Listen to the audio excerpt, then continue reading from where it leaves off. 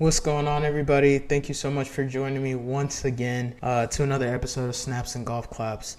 We got a nighttime edition right now, but I was sitting here and I was thinking and I was like, man, so many times in my life I have set out to do something or decided like, you know what, I'm gonna do this, and I realized something just now, kind of clicked that. Due to my fear of potentially not doing something at my best, I would partially commit to things. For example, I'd be like, you know what? I'm going to start whatever new hobby. I don't know.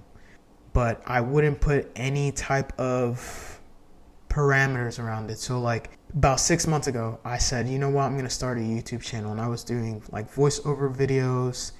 And but I was like, I don't want to put any like posting schedule onto it. I just kind of want to let it grow organically, or whatever I was saying. But really, I was doing that because I was scared that it wasn't going to get traction. So if you partially commit to something, then it doesn't hurt when you don't get it or it doesn't succeed or you don't get what you want from it, right? So like it goes for anything else. It goes for a lot of things. If you partially commit to anything in life, that's almost like you trying to safeguard so that in the event you fail, it's okay because you wasn't even about it for real. And it's hurting you.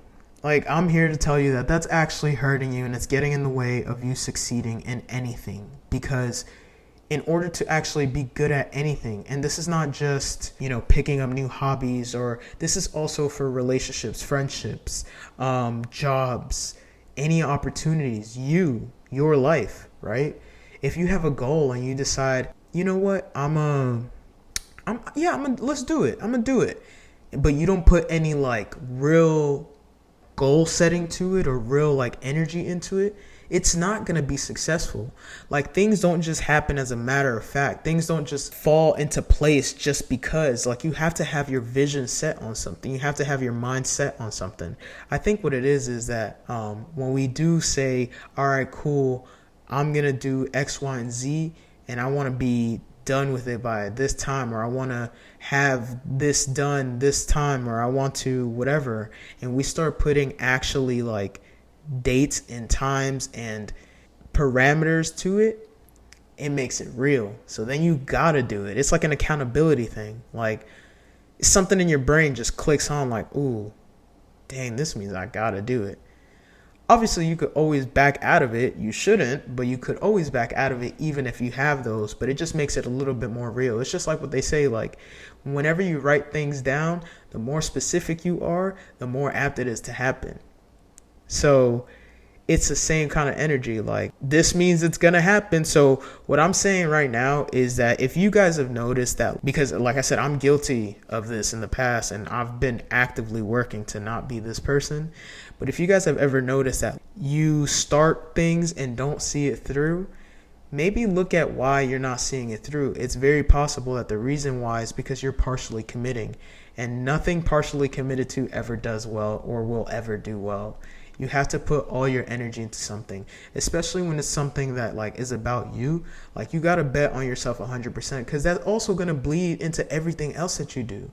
You know what I mean? Like, and everything else that happens around you. Like, if you're partially committing to yourself, you're telling your brain and your heart and your mind, all of it, you're telling yourself that it's okay to have things halfway come into your life. It's okay for partials. Partials are good. Partials are not good, because that means you're okay with somebody partially committing to you. You're okay with not getting everything that you deserve in this life because you are so scared to potentially deal with rejection. And that fear of rejection, boy, man, me and her like this. I'm trying to be like this though. I don't want to be like this no more, because that fear of rejection be ruining lives. Don't let it ruin your life. Do not let it ruin your life. You have to decide, hey, look, okay, cool. This is what I want for my life. And the thing is, like, we have to realize that, like, the more we decide to go 100% in everything that we do, the more things start falling into place. Don't leave things halfway tied up because you're scared to fail.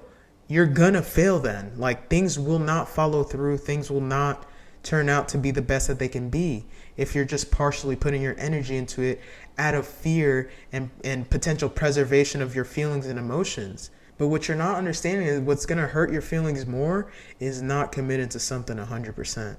That's really going to hurt. Because we only think about the failure part, but like, what about the success? What if we succeed at that thing that we put all of our energy into? Think about the reward you get from there. And granted, you could succeed at something that you put partial energy into, but you're going to know always in the back of your head that you did not do your best. And that's going to eat you alive. Even if you don't think it's eating you alive, subconsciously is eating you alive. So what we want to practice, let's practice moving forward, committing 100% to things. Start small. It doesn't have to be anything big. It could be every day I'm going to go on a 30-minute walk at 5 p.m. That's a small commitment for you, but that's going to help you in so many ways. Or every day I'm going to drink 128 ounces of water. Cool. Drink 128 ounces of water every day. Specificity matters when it comes to goal setting, when it comes to succeeding. So don't just put a goal up in the air and hope for the best, because it's not going to work how you think it's going to work. That's not how things work. So if you have a goal, if you have something you want to achieve, if you have something you want to do in life, put it up in the air, but put it up in the air specifically. Because then you're going to be able to really put your energy into it. And the thing is, like, we have to stop thinking that failing is a bad thing. Failing is not a bad thing. Failing is a great thing, because failing teaches you, A, get better, or B, this isn't for you. And then shift focus. But you should never limit yourself and your ability because you're scared to fail.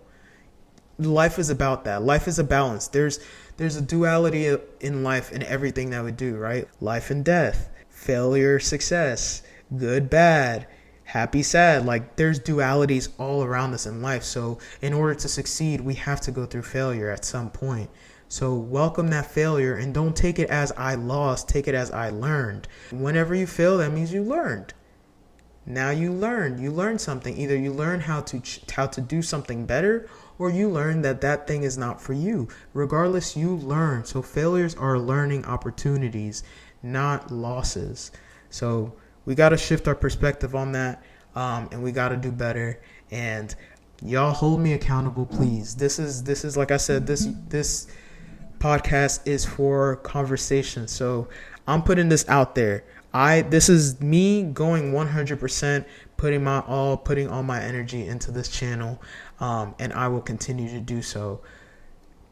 New episodes every Tuesdays.